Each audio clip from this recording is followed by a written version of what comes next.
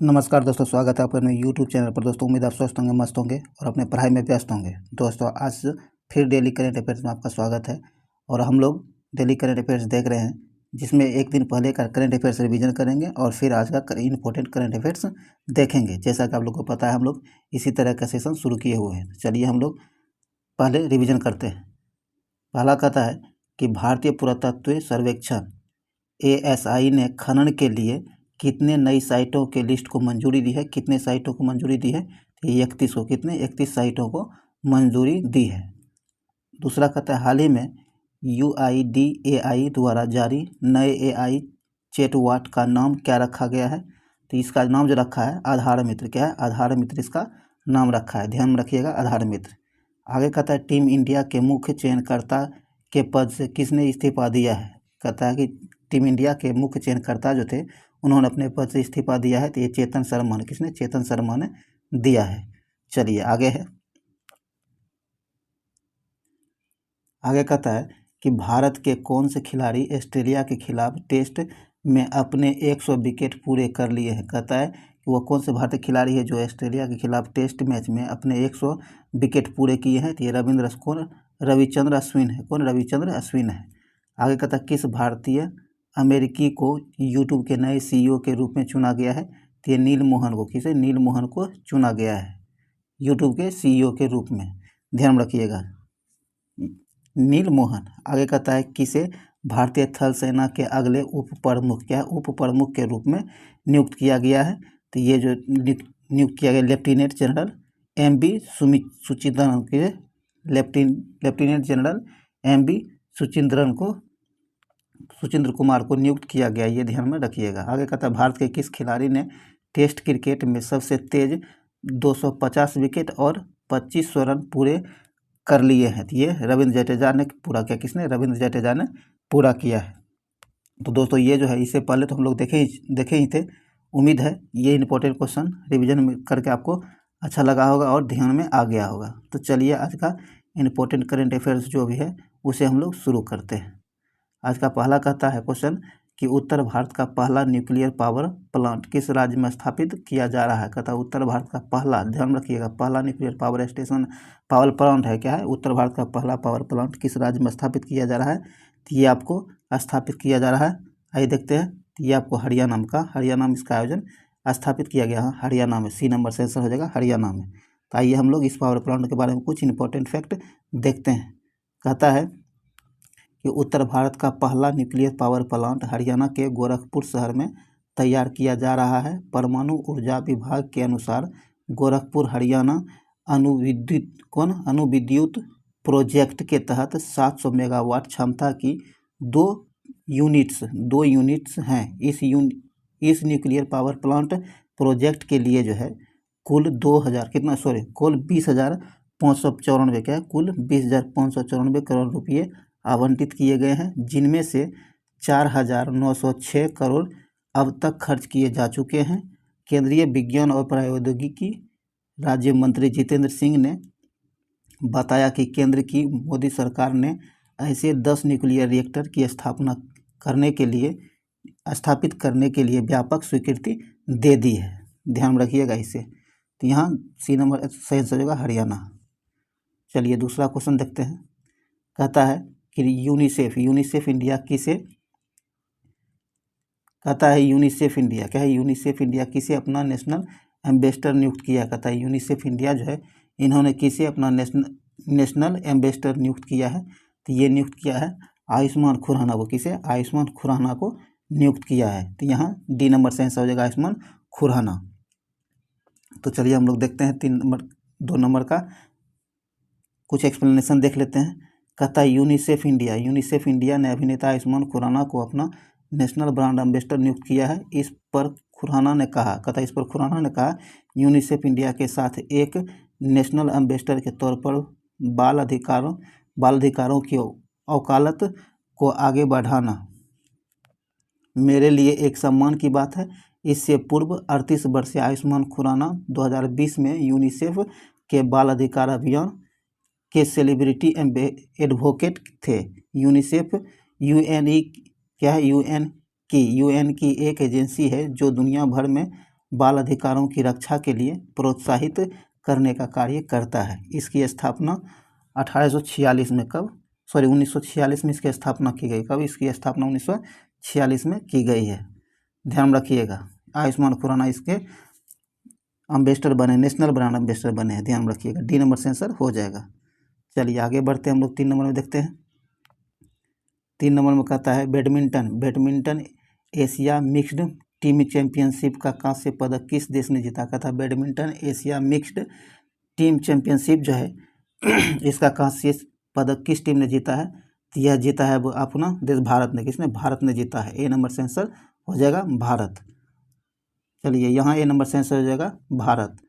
और आइए हम लोग देखते हैं, कुछ एक्सप्लेनेशन देख लेते हैं।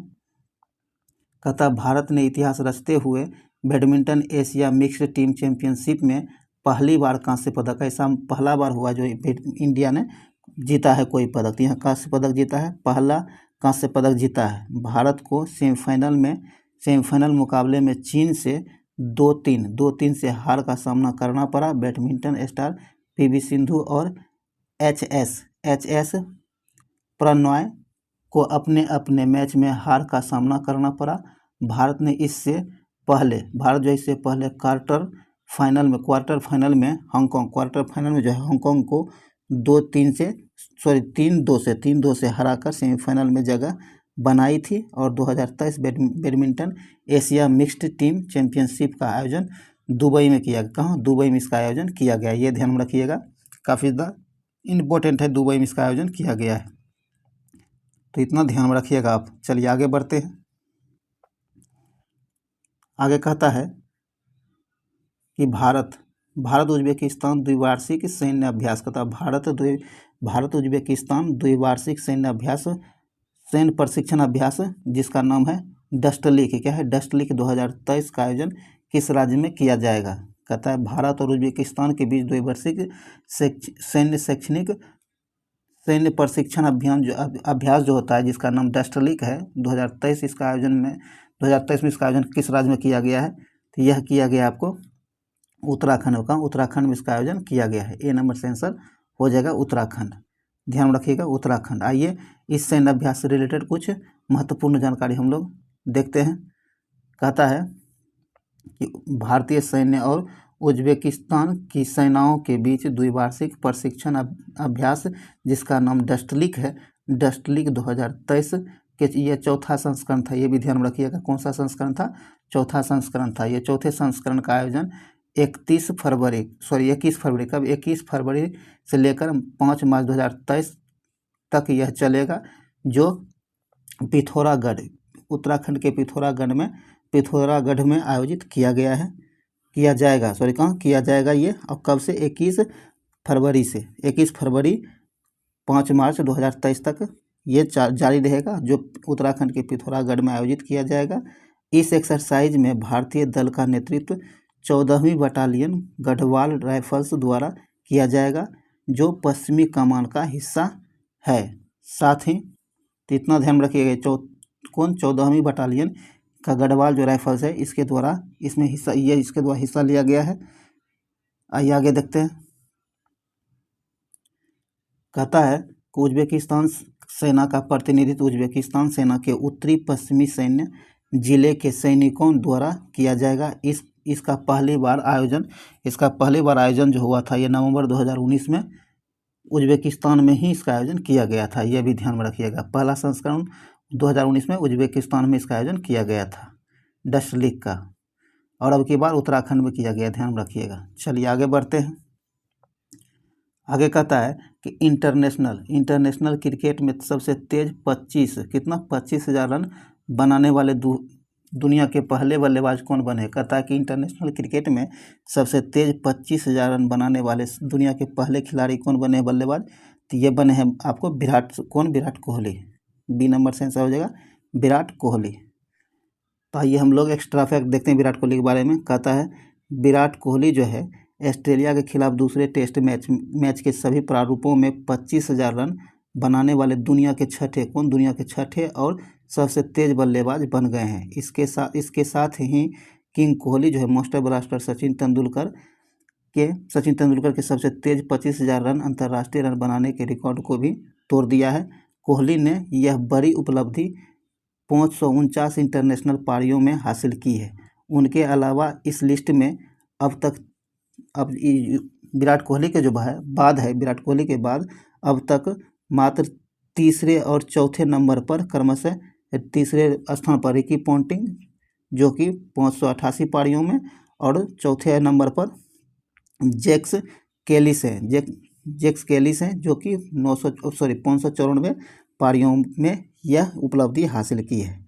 ध्यान में रखिएगा इतना। चलिए आगे बढ़ते हैं। आगे कहता है कि विश्व सामाजिक न्याय दिवस प्रतिवर्ष कब मनाया जाता है। विश्व सामाजिक न्याय दिवस प्रतिवर्ष जो है 20 फरवरी को मनाया जाता है। कब? 20 फरवरी को मनाया जाता है विश्व सामाजिक न्याय दिवस के रूप में। 83 नंबर से आंसर हो जाएगा 20 फरवरी को। चलिए आगे बढ़ते हैं। आइए हम लोग कुछ इंपॉर्टेंट फैक्ट देख लेते हैं। कहता है कि 20 फरवरी को विश्व सामाजिक न्याय दिवस के रूप में मनाया जाता है। प्रतिवर्ष 20 फरवरी को मनाया जाता है और इस दिवस के मनाने का मुख्य उद्देश्य, इस दिवस को जो मनाने का मुख्य उद्देश्य है गरीबी, शारीरिक भेदभाव, लैंगिक असमानता, धार्मिक भेदभाव और निरक्षरता को खत्म करने के लिए यह मनाया जाता है। ऐसे समाज का निर्माण करना जो सामाजिक रूप से एकीकृत है, जो कहता है ऐसे समाज के लिए करना जो कि सामाजिक रूप से एकीकृत है।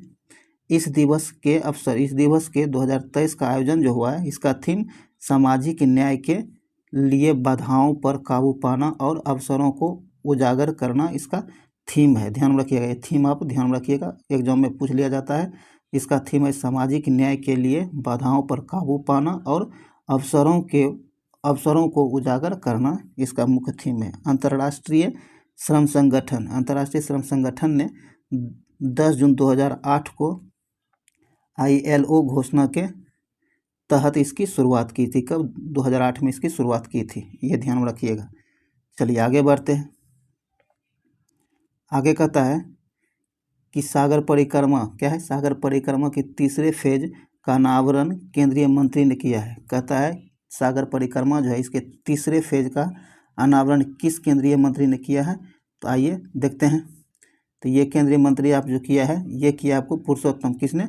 पुरुषोत्तम रूपाला ने। सी नंबर से आंसर हो जाएगा, पुरुषोत्तम रूपाला ने इसकी शुरुआत की है। सी नंबर से आंसर हो जाएगा। तो आइए हम लोग इससे रिलेटेड महत्वपूर्ण फैक्ट को भी देख लेते हैं। कहता है सागर परिक्रमा का तीसरा, ध्यान रखिएगा ये तीसरा संस्करण है। कहता है सागर परिक्रमा का तीसरा चरण सूरत में, कहाँ? सूरत के हजीरा बंदरगाह पर शुरू हुआ है। केंद्रीय मंत्री पुरुषोत्तम रूपाला ने मछुआरों के मुद्दों को हल करने के उद्देश्य से सागर परिक्रमा का अनावरण किया है। यह मछुआरा सहित मत्स्य पालन के सभी हितधारकों के साथ सीधा संवाद स्थापित करने का एक मंच है। 3 दिवसीय परिक्रमा का समापन 21 फरवरी को मुंबई में होगा। उन्होंने कहा कि मत्स्य क्षेत्र के लिए 32,000 करोड़ रुपये से अधिक की विभिन्न योजनाओं को लागू किया जाएगा। कितना? 32,000 करोड़ से अधिक की योजनाओं को लागू किया जाएगा विभिन्न क्षेत्र में। ध्यान रखिएगा। चलिए आगे बढ़ते हैं। आगे कहता है कि बाफ्टा क्या है। BAFTA award 2023